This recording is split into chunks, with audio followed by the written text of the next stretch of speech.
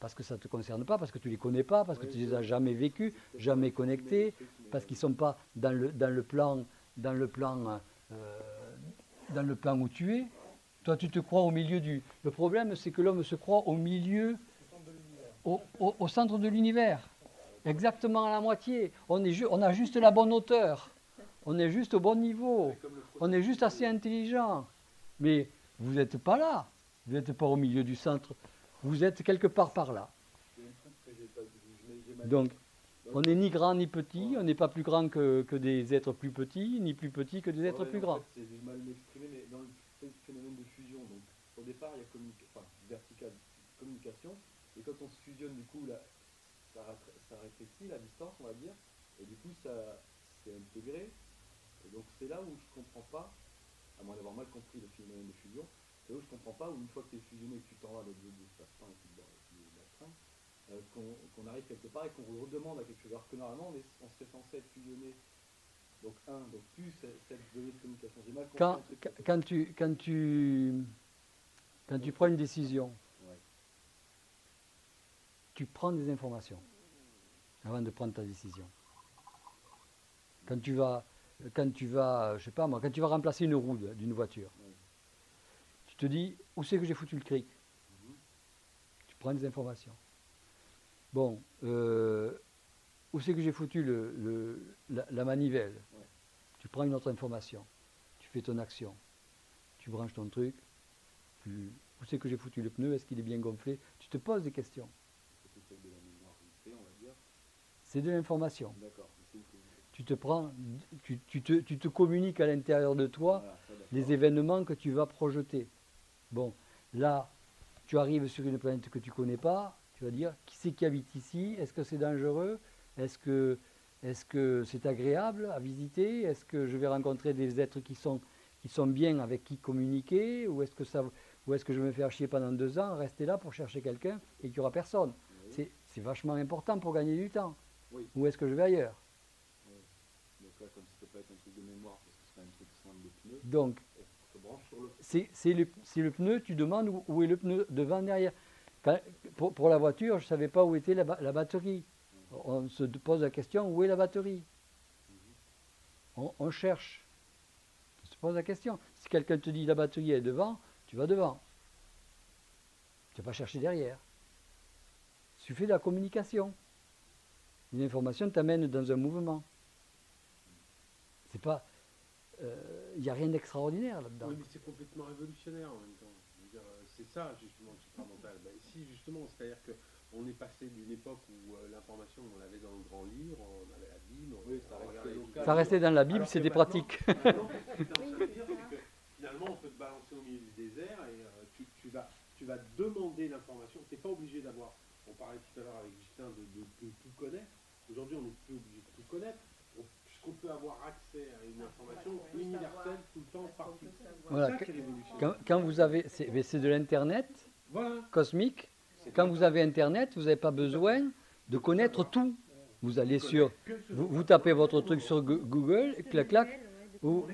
Ça, c'est quoi, clac. Voilà. On a juste besoin de connaître l'horaire. Avant, il fallait se taper tout l'almanach des téléphones, tous les trucs, des annuaires, on se prend le truc. Il t'amène toujours l'annuaire tous les ans. Et il t'amène toujours l'annuaire tous les ans. Pourquoi faire? Pour faire comme d'habitude. Non, est-ce que c'est une de leurs manifestations? Moi, ce que je sens, c'est que je vais bien que quand je vis l'instant présent. Enfin, le maximum de bien-être là maintenant, c'est quand je ne me pose pas de questions. Je ne fais pas de questionnement. Si je dois communiquer, en effet, je pose ma question pour avoir mon info. Et aussi l'instant présent. Et vibratoirement, là, je le sens. Quand je commence à perdre pied, c'est lorsque j'essaye de me situer. Tu vois ce que je veux dire, hein? Est-ce que ça leur appartient?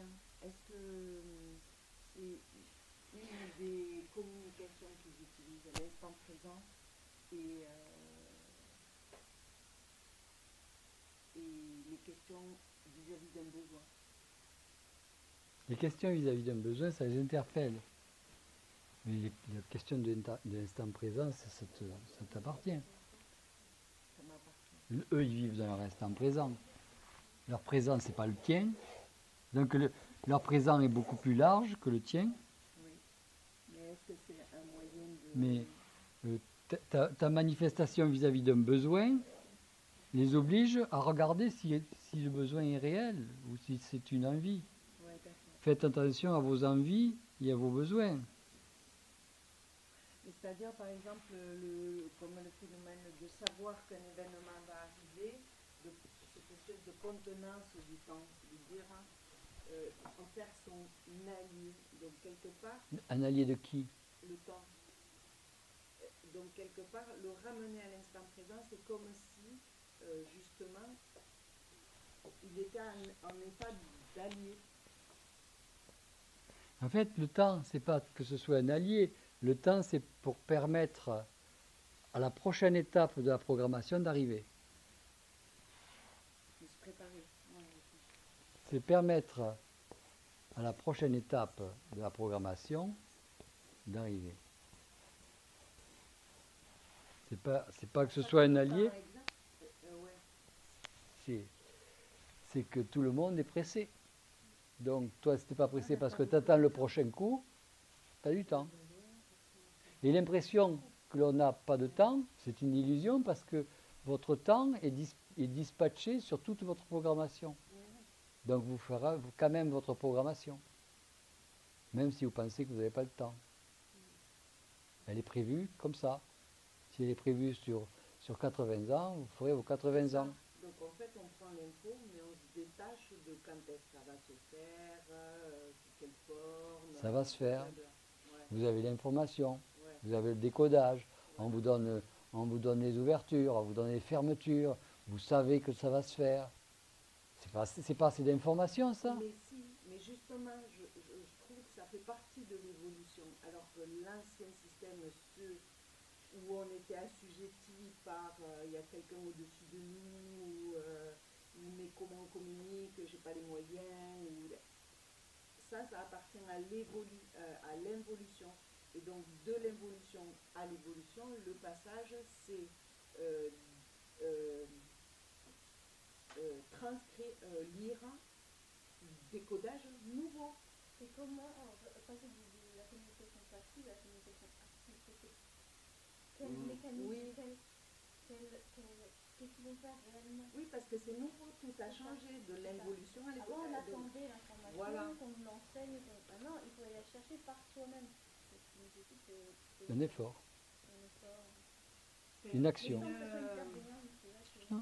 Ça nécessite une action sans... De savoir ce que vous voulez, inédit. d'être précis. Quand vous cherchez quelque chose, vous voulez de la précision.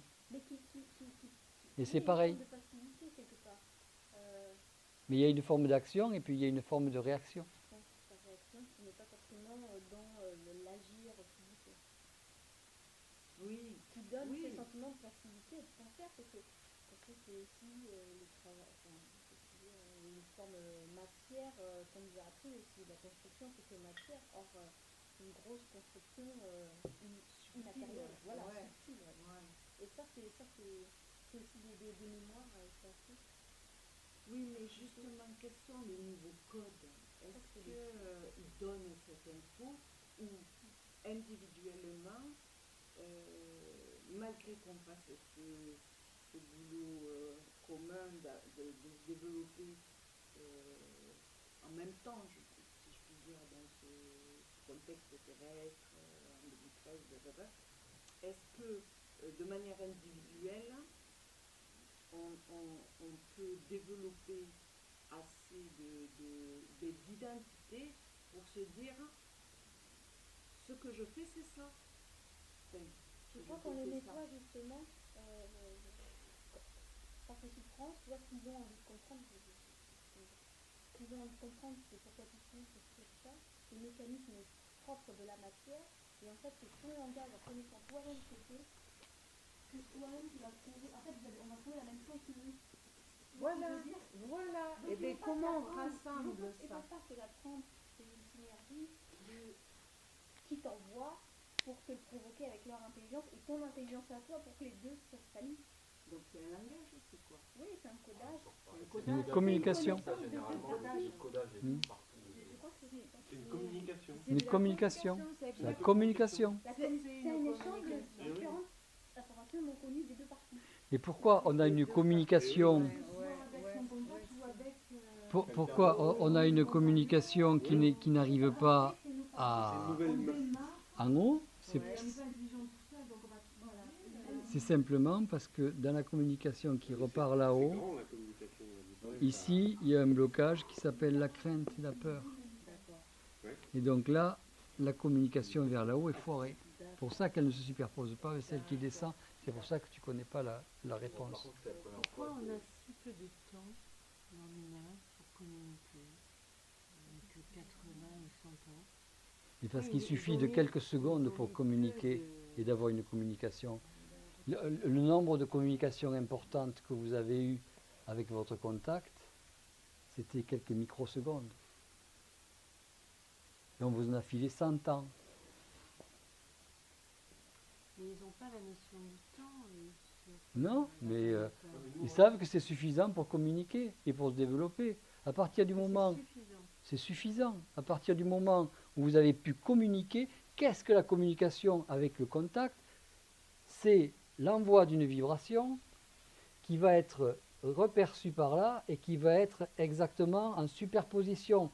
Et la connexion de l'un avec l'autre fait le système de fusion. Et donc il ne faut pas 100 ans pour ça, il faut quelques microsecondes. Et à partir de là, on a la notion. Mais lui, il a pris l'intégration de quelqu'un, l'intégration d'un contact. Mais c'est pas pareil. Mais nous, on a le temps. En quelques microsecondes, on forme notre centre de gravité. C'est ça qui détermine le centre de gravité. La superposition de deux communications en accord vibratoire. Parce que à partir de là, qu'il soit ici ou qu'il soit là, pensez au morceau de fil dont je vous parlais tout à l'heure, pour lui, il existe ici et il existe là. Donc, vous commencez votre fusion, vous commencez ici votre intégration. Vous êtes immortel à partir de là. Après, vous vous développez. Votre immortalité démarre ici. Après, on s'en fout du temps. Il y a quand même une pression. Je sens une pression au niveau du temps. Et je le vois autour de moi. Il y a toujours une interrogation. Est-ce que je vais revenir? Est-ce que je vais pas revenir? Est-ce que c'est ma dernière vie? Tu vois, il y a comme une espèce d'interrogation existentielle, tu vois, il y a un truc là, quand... Mais est-ce que c'est important? Tu sens que l'humain n'a pas envie, enfin les gens qui commencent à ouvrir à certaines notions n'ont plus envie de revenir. Ils n'ont pas envie de revenir dans le même état. Et voilà. Ils n'ont pas envie de revivre ce qu'ils ont vécu. Vous êtes dans un état d'immortalité, ce qui signifie, non, ce qui signifie que ce que vous avez vécu, vous n'allez plus le vivre puisque vous l'avez déjà vécu. Ce ne sont pas des systèmes rétroactifs, ce sont des systèmes évolutifs. Vos craintes de... C'est démarré. Bon, vous ne reviendrez pas en arrière, ce n'est pas possible.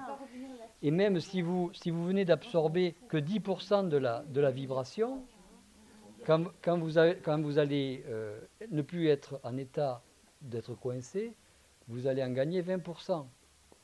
Et vous reviendrez éventuellement avec 30% de la vibration. Vous ne serez plus pareil. Parce que si vous prenez conscience à partir de 10%, votre centre de gravité, il sera là à 30%. Alors, qui c'est qui ne veut pas savoir ça dans l'humain? Quelle est la part de nous qui ne veut pas voir ça? Parce qu'à partir du moment où le contact il est plus comme ça, l'être humain, il aime bien être dans la communication et dans le groupe. L'être ne veut pas être seul. Mais elle aime bien être dans le groupe.